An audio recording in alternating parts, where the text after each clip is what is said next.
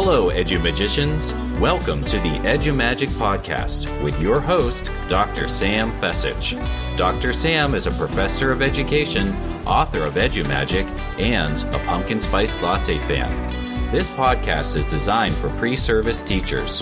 Remember, friends, teaching doesn't begin at graduation, but during that first class at 8 a.m. Let's get this party started.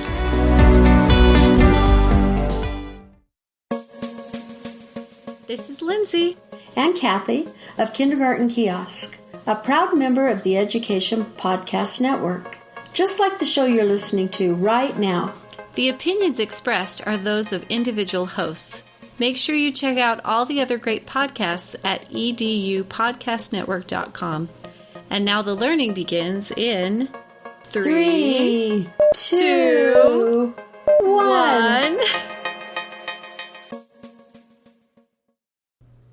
Hey, EduMagicians. Welcome to episode 36 of the EduMagic podcast. My name's Dr. Sam Fesich.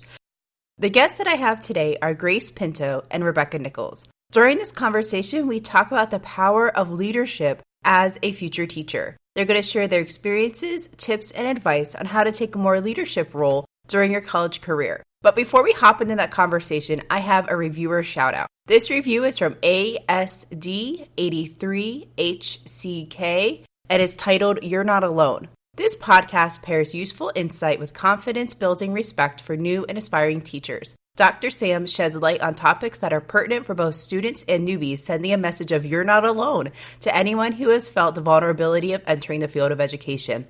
Thank you, Dr. Fesich, for valuing new teachers and investing in the future of education. Thank you, ASD83HCK, for leaving that great review. I love impacting the world of future teachers, and if you are enjoying the podcast, please drop a rating and review wherever you listen to podcasts. I appreciate all of you for listening throughout all 36 episodes. So let's jump right into Grace and Rebecca's conversation. Here we go.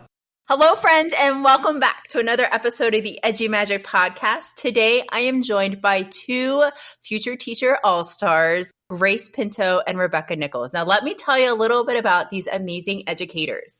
Grace is a sophomore studying at Cal U, and she's studying pre-K through 4th grade. And Grace and I met officially in person in September, I believe. And Rebecca and I met last year, I think it was April or March in the springtime, and she co-planned a student-teacher conference with Dr. Mattis. Rebecca is a senior. She's going to be student teaching next semester. She also attends Cal U, and she is a pre-K 4 major as well. Ladies, welcome to the show. Thank you for having us. Yeah, thank you. My pleasure. Now, I know how we met, but how did you guys meet? So I met Grace my junior year at our work study at the Career and Professional Development Center on campus. We were both new to the position and new to the office, so when I found out that Grace was also pre-K to 4 major, I kind of clung to her and we kind of just hit it off instantly. And then, of course, I encouraged her to come join Student PSEA because I was a large part of that. So she came to the first meeting and I could immediately tell that she had what it takes to be a leader. And from there, we just continued to work together and lead together. And here we are. So when I met Rebecca, I swear I see her everywhere on campus. She's always doing something. She has been a role model for me ever since I met her. She has inspired me to have confidence in my abilities to be a leader. Now, I will attest to, Rebecca is like everywhere. Every time I open up my Instagram, there's Rebecca doing something with PSEA or KDP or showing what she's doing in the classroom. And Grace, you are rocking it on your Instagram account as well. I love seeing your inspirational stuff that you post. So thank you so much for being active in your professional learning network as future teachers. I think that's so important. Thank you. You actually taught us that through your EduMagic book. So we thank you for that. Oh, thanks. So I must know, what got you into teaching? Can you tell my listeners a little bit about yourselves and your teaching journey? Grace, we'll start with you. So my passion actually started at a very young age. My mother's a teacher, and so is a lot of my family members, such as my grandfather and cousins. They were teachers as well, and some are currently superintendents. So I just have always had school as a part of my life outside of actually going to school. I had a little sister born when I was 4 years old, and I would always anticipate the next time I'd go to school so I could come home to teach my little sister what I learned. On the days that I didn't have school, I would beg my mom to take me to her work with her so I could be her helper. Ever since then, I've wanted a class of my own where I can learn alongside my students every day.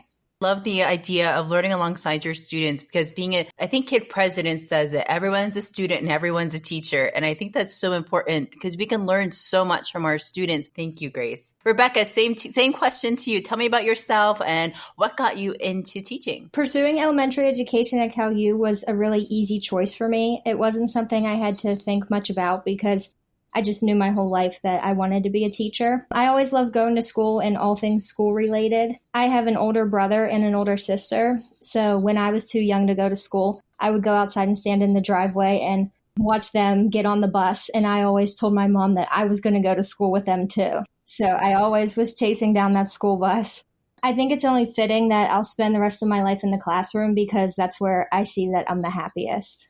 That's beautiful. I think a lot of listeners can relate to that. They've always wanted to be a teacher, or maybe they've had inspirational family members in their lives being teachers, or maybe they had a great educator, growing up as a K-12 student. Now, I know both of you are very involved in your volunteer work and leadership at Cal U. Why is it important for future teachers to take on a leadership role during their college career? In the years that I've been at Cal U, I've been a leader as a Rutledge Institute scholar, which I'll tell you a little bit about that so you know what that is. I've gained exceptional opportunities working with young children. It's a scholarship that was donated by Mr. Tom and Mrs. Karen Rutledge, and they donated money to Cal U. It's actually the biggest grant that Cal U received, which is amazing, and it's for early childhood education. And so basically, I have more learning opportunities. So I've worked with kids in preschool and pre-K, so that's ages 3 through 5. And so I've had one-on-one experiences with them. I've been able to teach lessons and plan activities. I've actually been interviewed by PASHI for the hashtag Prepared for PA video. Now, Grace, you've only been there for 2 years. You're a sophomore. You're involved in the Rutledge Institute. You're also involved in student PSEA. And like I said, you've only been there for 2 years. I can't wait to see what you're going to do your junior and your senior year when you're student teaching. But Rebecca, you are there now. You're going to be student teaching next semester and you're a senior. Why is it important for future teachers to take on a leadership role during their college careers? I definitely found it important to get started with your leadership roles early on. So I started being involved with student PSEA my freshman year. And then for 2 semesters, I was the treasurer, and now I'm currently the president. So that just goes to show how you can grow into a leadership role. And I'm also a part of the Education Honor Society, Kappa Delta Pi. I'm the vice president for that currently. And like I said earlier, I'm a career ambassador at the Career and Professional Development Center. Leadership roles set you up to be a leader in your own classroom. And when you imagine any effective teacher, they're going to be a leader also. So these roles give you a jump start now. You can have some practice leading before you're expected to do it all on your own, because right now you still have that support system behind you. And I think that schools need teachers who are excited and passionate about teaching and leading. And our students deserve a teacher that is an agent of change, whether it's a first-year teacher or an experienced teacher. And I just look forward to being that teacher. And you really are going to be an agent of change, Rebecca. I think that that's such a great way that you had talked about becoming a leader early in your career. You went from treasurer, maybe vice president, now president, but you went through different types of leadership and you've gained experience along the way to kind of level up, so to speak, in your leadership skills. Now, how has being a leader in Kappa Delta Pi and student PSEA, how has all of that helped you with your courses or with your field work and soon to be student teaching? For example, in my class, Emerging Literacy, I'm learning how children begin to read and the skills that they need to be an independent reader. So it's really neat to see the development of children that I learn in my coursework and then see it in the field. Yeah, the application of what you're learning in classes and actually seeing it play out in a classroom, that's such a great learning experience. They're affirming learning experiences that this is a theory or a best practice that's actually being implemented. And I think that's so cool. Thanks so much for sharing that, Grace. What about you, Rebecca? How has being a leader helped you with your courses, fields, and soon to be a student teaching? Leading on campus has allowed me to form relationships with my professors and my classmates. So over the course of 4 years, it's really just made the coursework more enjoyable and meaningful because I know that we're all on the same team and we want each other to succeed in anything that we do. And then when I take those experiences to the field, something that I've learned is to come out of my shell a little bit and not be afraid to make mistakes. And this is the same in an organization with the members or even in the classroom, like in front of your students. So I've learned that my members depend on my ability to effectively communicate the information, and that's the same for my students too.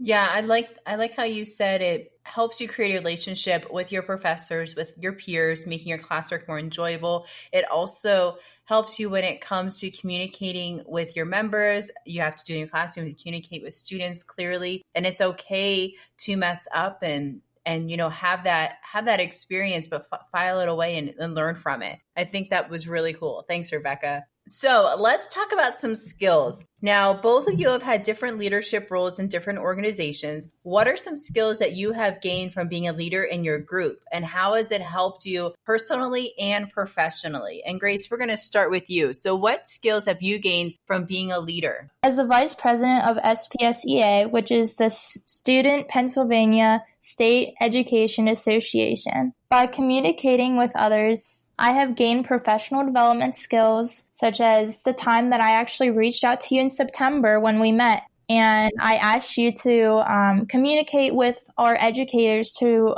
how to build their PLN, their professional learning network. And so from that seminar, I actually started to build my own professional learning network on Instagram and Twitter. And I've looked into other resources as well, possibly doing a blog in the future. I learned how to present myself as a future educator on the internet and how to also present yourself in person. As a leader, I am always thinking of ways that I can improve. I have learned to have a growth mindset. So, Rebecca, what skills have you gained from being a leader in KDP and SPSEA and any other organization that you're a part of that we may not know about yet? So being that I am so close to starting my student teaching placement, I can now confidently say that I could step into a classroom and make an impact. Being a leader has increased my confidence. It's allowed me to practice decision-making and problem-solving skills. I've learned how to network with professionals, and I've been exposed to so many great strategies and best practices that I can apply to the classroom now and to my own classroom in the near future. I've learned the importance of collaboration and conversation that takes everyone's voice into account. And I'm a big believer that attitude determines direction. So I've become aware of my own attitudes and have worked to spread positivity both in person and online through my professional learning network in hopes that it will spread and inspire others. So we might have a listener or two that might be on the fence about, taking on a leadership role next semester. What advice do you have someone who might be in that boat where they're thinking about, maybe I want to be a vice president, maybe I want to be treasurer, I don't know, what's the time commitment? How do I do this effectively? Will it affect my studies? Things like that. So what advice do you have for someone who's considering taking on a leadership role at their college or university? So I actually believe that everyone is a leader in their own way. We all have our strengths and our passions for different things. So you don't have to be the face of an organization or be the loudest one in the room. It is simple. If you make an effort to inspire someone, you will lead by example. If you are a future educator, I advise that you become a leader in your own education.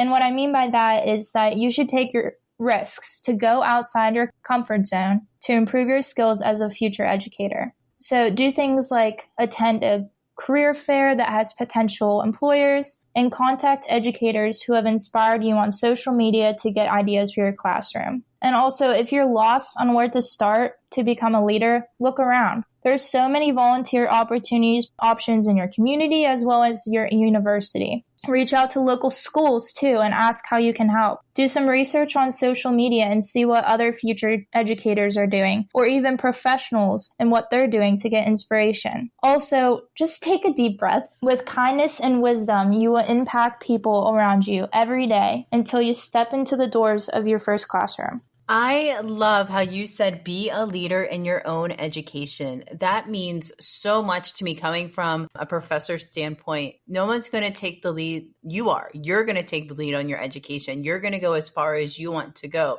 So whether that means putting your all in being present in a class, or putting your all in and going to meetings and attending professional development events and going to volunteer opportunities for a specific organization, be all in when it comes to your education and lead that. I love that, Grace. Thank you. Thank you so much. That was wonderful. Thank you. A teacher definitely has to be a learner before a leader.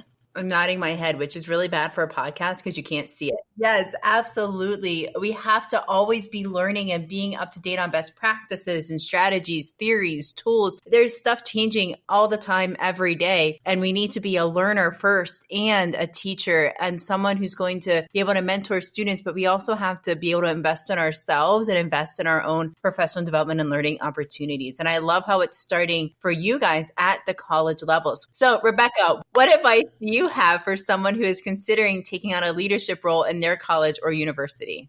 I definitely agree with everything that Grace said. I think that one of the hidden secrets about leadership is you don't have to have that title of president or vice president or any name to be a leader, because we can always be leaders and we can always inspire those around us. But taking that into consideration, a leadership role doesn't always come easily or automatically. It's something you have to jump into when you feel you're personally and professionally ready to take on the task of growing and learning. You're not going to be perfect at it, and not everyone is going to agree with all the decisions that you make. But what matters most is that you're working for the good of the team and you reflect on the work that you do and make adjustments when you need to. Thank you so much, Rebecca. So I know that my listeners are going to want to get in touch with you. So how can they get in contact with you? Grace, let's start with you.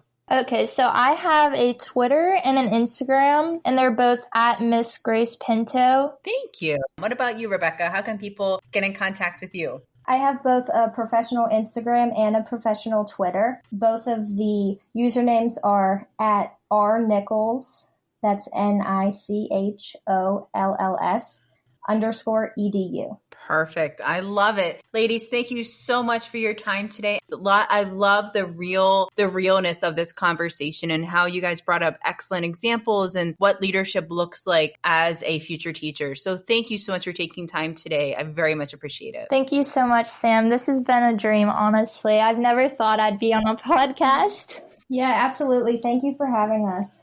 Woohoo!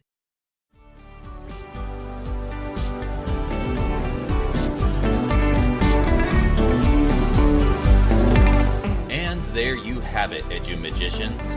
If you enjoyed this episode, please subscribe and share it with your friends. For more EduMagic, check out sfessage.com and follow Dr. Sam on Twitter and Instagram at sfessage. Until next time, you have the EduMagic within you.